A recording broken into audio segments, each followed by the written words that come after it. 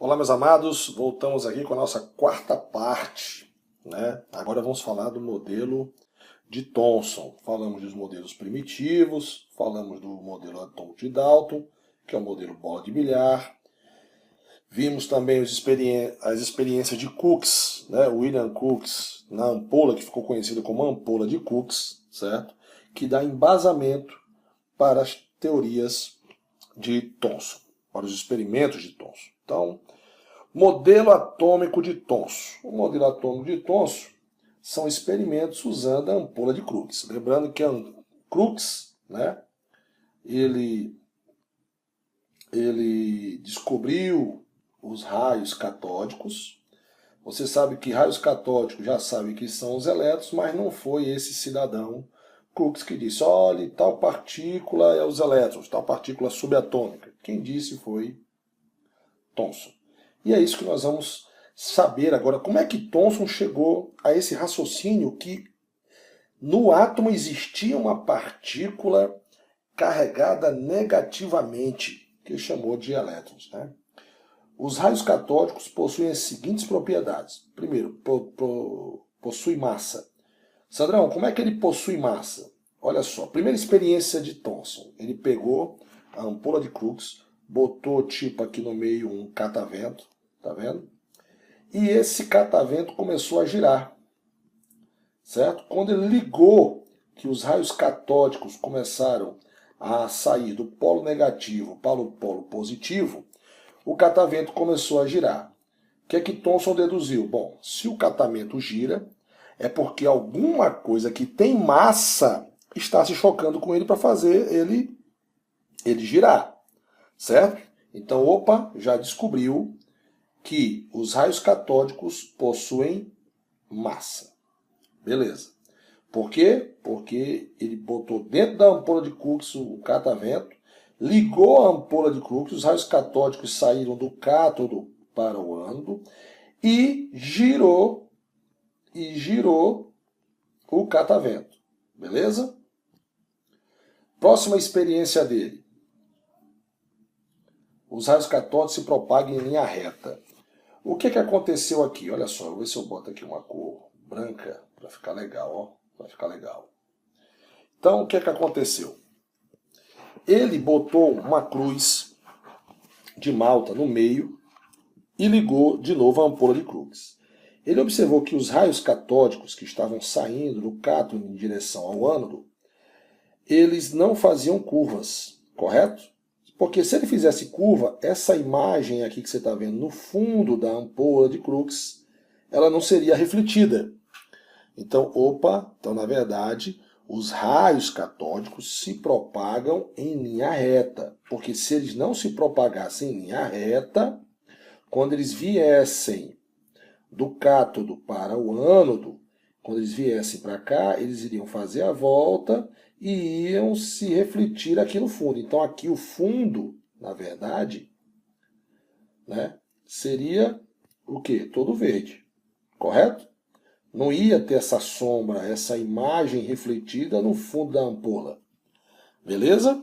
Então olha só, Thomson já descobriu que os raios catódicos possuíam massa, porque rodou um catavento, se propagavam em linha reta porque refletiu a imagem do objeto que ele colocou no meio, que foi uma cruz de malta, né? Acho que é uma cruz de malta isso aí, no fundo do recipiente. Ok? Terceiro experimento e o mais legal deles, né? Ele descobriu que os raios catódicos possuem, desculpa, voltei a imagem, possuem carga elétrica. Sandrão, como é que ele fez isso? Tá aqui, ó, cátodo, ânodo. Ele botou uma placa com carga, fez um campo elétrico, né? Ele botou a placa positiva e a placa negativa e observou que o feixe de luz que saía do cátodo para o ânodo, ele agora não se propagava mais em linha reta até o ânodo. Certo? O que acontecia com ele? Ele fazia uma curva no sentido do polo positivo. Então ele pensou, bom, se os raios catódicos foram atraídos para o lado do polo positivo, então eles só podem ter cargas negativas, porque os opostos se atraem, certo? Então, olha que legal. E ele observou também uma coisa, que os raios catódicos, pode anotar aí, os raios catódicos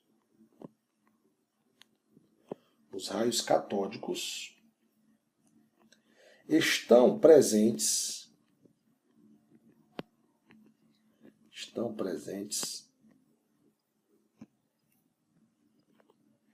em qualquer tipo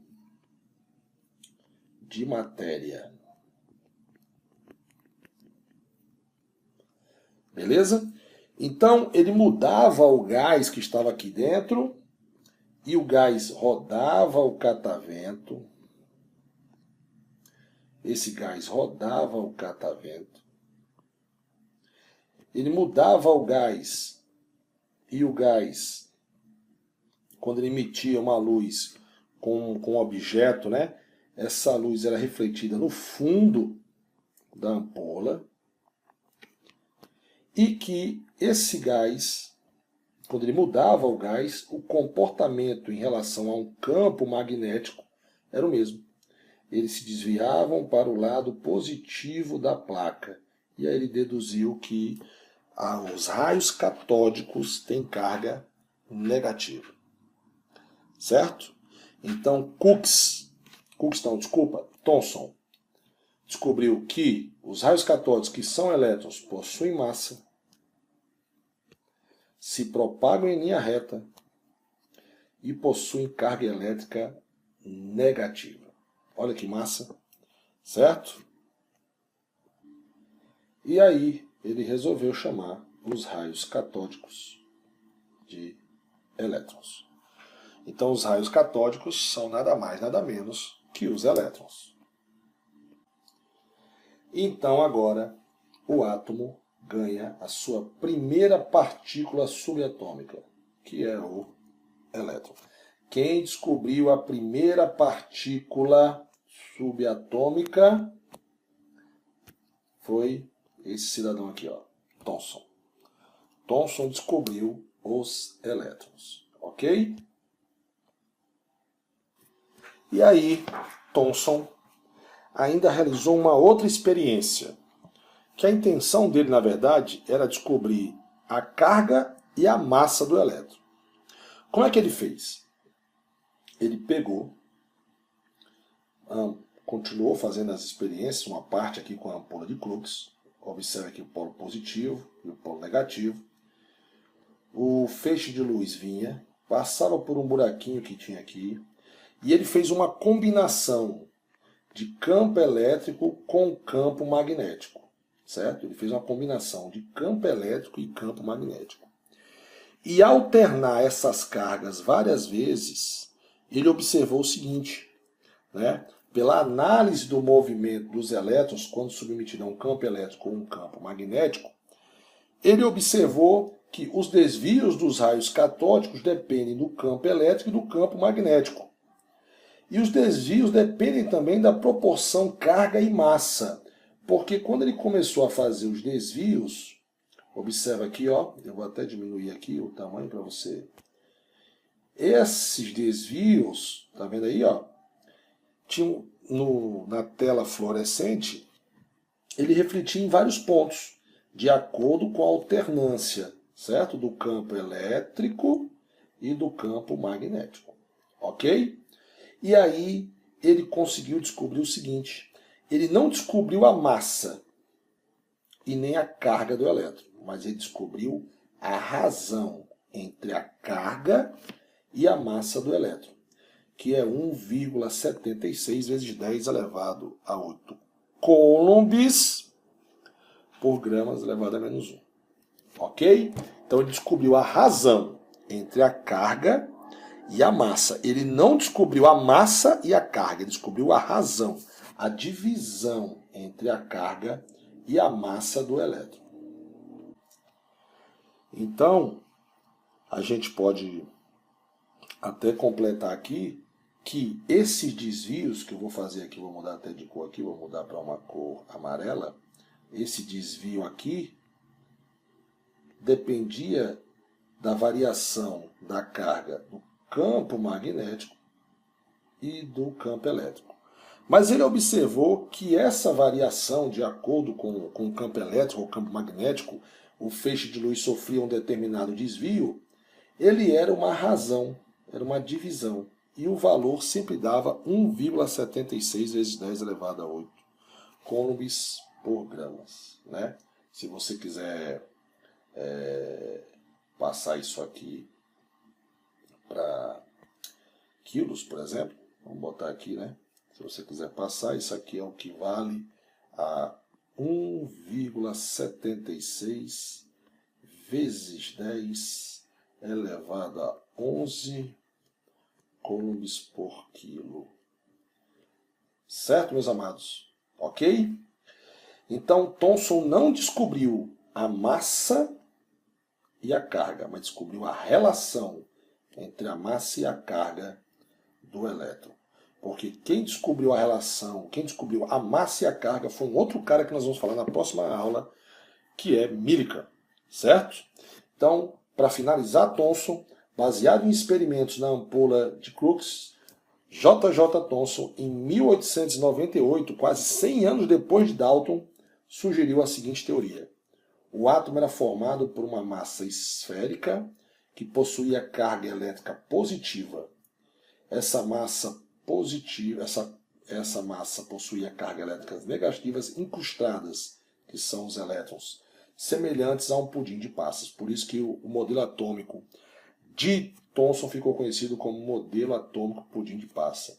A carga total do átomo era nula, de modo a haver neutralidade das matérias. Então ele achava o seguinte, que o átomo era todo positivo e dentro dele havia partículas negativas incrustadas, enfiadas nele, certo? Que ficou conhecido como modelo pudim de passas. Ok, meus amados? Volto a lembrar. O objetivo da experiência de Thomson, das alternâncias do campo elétrico e magnético, era encontrar a carga para determinar a massa. Ele não encontrou a carga e a massa. Ele encontrou a razão entre a carga e a massa do elétron. Ok? Certo, meus amados? Quem descobriu o valor da carga e o valor da massa foi o Millikan. E aí ficou fácil, porque se essa divisão dá 1,78 vezes 10 elevado a 8 coulombs por grama, quem achar a carga, acha a massa. Matemática, né? E quem achar a massa, acha a carga do elétron. Certo? Então, quem descobriu a primeira partícula subatômica? Thomson. Usando as experiências o quê? Da ampola de Crookes, ele provou que os raios catódicos, que depois era chamado de elétrons, eles possuíam massa, se propagavam em linha reta e possuíam carga elétrica negativa. Certo, meus amados? Até a nossa próxima aula com a experiência de Millikan.